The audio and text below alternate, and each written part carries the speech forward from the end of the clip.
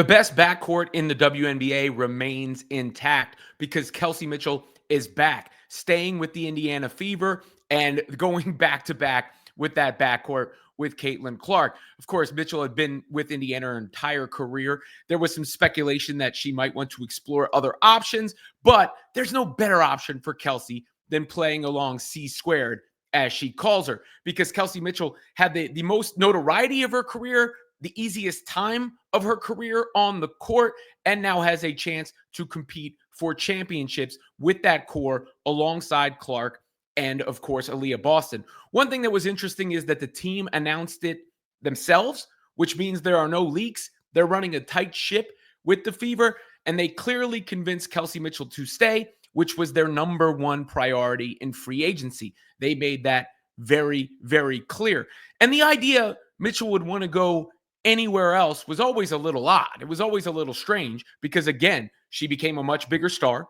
She shined in the role. Her life was made easier on the court, and she gained so many new fans because of how gifted a bucket getter she is. So perhaps Caitlin Clark actually summed it up correctly with her one-word response to the news, as Clark took to Instagram and simply wrote a message that is easy for everyone to digest, not too complicated, from Caitlin, the response that she had to this news, which was just duh. So there you have it. Kelsey Mitchell back with the Indiana Fever. Really, really exciting news for fans of the team, because I think that was the only thing that was needed to make free agency a success, if you will. Not a smashing success as of yet, because they still have to upgrade the rest of the roster, but that was the move that needed to happen. That was the move that they needed to solidify for it not to be a failure, right? Like the downside to losing Kelsey Mitchell would have been tremendous. And now they've got the new coach in Stephanie White, which was obviously a huge, big deal.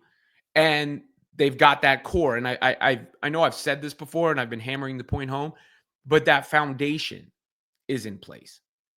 The foundation is in place. And that was the most important thing, because that's the hardest thing to get. That's the hardest thing to get, is the foundation that they have. And now they can just build around it and, amplify it. The pieces are in place that are the hardest to attain. Here's what the Fever actually said. Let me find their announcement really quickly, because this all happened, out of nowhere in a sense. Aaliyah Boston said, "My Shyla," which is apparently like, the new word of choice on the interwebs. But this was the statement from the Indiana Fever. I'll read it to you. The Indiana Fever and guard Kelsey Mitchell have agreed to contract terms cementing the return of the veteran all-star. It will be Mitchell's 8th WNBA season, all with the Fever. Kelsey has been a foundation of our franchise for many years, and we are thrilled to see her return to the Fever, said President of Basketball and Business Operations Kelly Crosskop, who drafted Mitchell in 2018. We value Kelsey's commitment to our organization, and we're excited to see her build off a phenomenal 2024, her best season yet. She's one of the best guards in this league and is a cornerstone to building a championship roster. Later on, there's a quote from Stephanie White, which says, "I'm thrilled that Kelsey is returning to Fever. She has been an integral part of this franchise from the moment she was drafted. I have watched her journey from the sidelines since her time in college and have always admired her work ethic, approach to the game, and the way she interacts with her teammates. I can't wait to watch her work on a daily basis." So obviously the organization is hyped about this and excited about this. And there was a little nervousness and trepidation and anxiety, I ain't going to lie, especially when Kelsey put out that Players Tribune piece where she had talked about testing free agency for the first time in her career. She had discussed that and the unfortunate, tragic death of her father and how that impacted her. And of course, thoughts are still out with Kelsey Mitchell over that. And it almost read to me at the time like a goodbye. It did. But then you hear the Fever front office and they're saying this is our number one priority. Number one priority. Number one priority. So, okay. Then she's cored. So the only way she can leave is to ask for a trade out. And then there is logic and common sense. And the logic and the common sense kept telling you she's staying with the Fever. Duh, as Caitlin Clark put it. Because people could say a player might want to run for the hills. That makes no sense to me. Makes no sense. If look, professional athletes have to be able to deal with a certain degree of scrutiny and a certain degree of lunacy. Them's the breaks. You got to deal with a certain degree of scrutiny and a certain degree of lunacy. But at the same time, this is a situation that allows someone to be destined to thrive. Destined to thrive. You get to play a once in a lifetime player in Caitlin Clark who brings once in a lifetime attention. An organization that knows what they're doing, where you've been, where you're going to be celebrated. All-Star games in Indianapolis. I know Kelsey had sort of like laughed off like whether she cares about that, but she's going to get to play in front of those home fans almost assuredly. She'll get a ton of All-Star votes. She'll sell a ton of jerseys.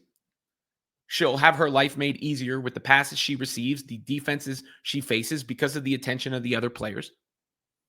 She'll get to go off and she's fun to watch. Like, look, I don't care where Kelsey was playing. She's fun to watch. Fast.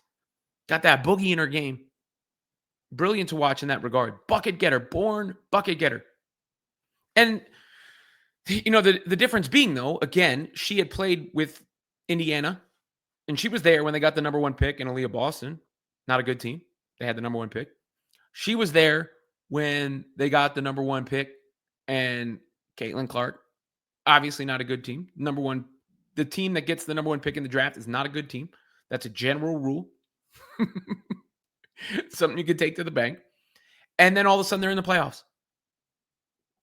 And now, look, this is a team with dynasty potential. Let's not sugarcoat it. They certainly have dynasty potential if they can get the role players right.